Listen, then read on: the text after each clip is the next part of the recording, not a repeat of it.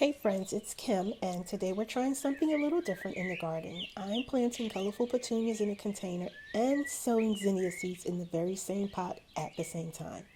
This isn't my usual method, but honestly, gardening is part creativity and part experiment. So we'll see what happens. These zinnia seeds are ones I already had on hand, and I thought the purple blooms would look beautiful mixed in with those bright petunia blooms. I picked up the petunias from Lowe's, and I've had great experiences growing petunias in containers over the years. I really think this will grow well, but time will tell. Spacing the plants evenly around the edge of the container so they'll have room to fill out as they grow. Fairly close to the edge, but not directly on the container's edge. There's some soil around that edge. One thing I always do when planting containers is add Biotone starter fertilizer. I use this in pretty much all my pots because it helps support strong root growth right from the beginning. And healthy roots usually mean healthier plants overall. Because I'm planting annuals in the container, I will use a liquid fertilizer about once a week or every 10 days throughout the growing season. Now, here's a moment of transparency, you guys. I don't really measure the amount of biotone I place in the container, but I do recommend following the measurements on the bag or the box or whatever kind of fertilizer you're using. Definitely follow those instructions if you have not used this before. I selected three different petunia colors just to keep the container feeling bright and cheerful. I love color in the garden, especially in a small urban space like mine, because even one container can make a huge impact. And I'm potting up two of these containers, so I get double the impact.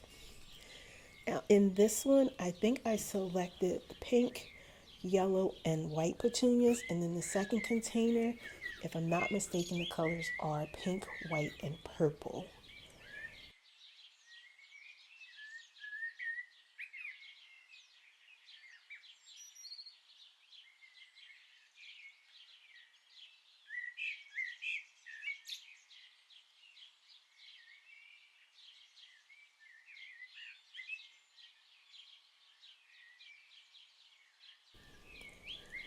Some plants slide right out of their nursery pots or these spaces here, and some will definitely make you work for it. You just have to be patient and careful with the root ball. You want to make sure it stays intact. And this root ball looks amazing. Look at those roots, they look so good.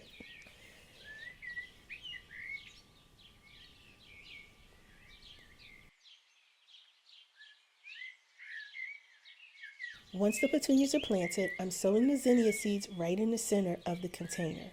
Now, I usually sow two or three seeds in the same space and thin them later if needed. I'm really curious to see how this combination grows together over the season. And now we're watering everything in and finding the perfect little spot in the garden for this experimental flower pot. Honestly, this is one of my favorite parts of gardening, trying something new and seeing where it leads.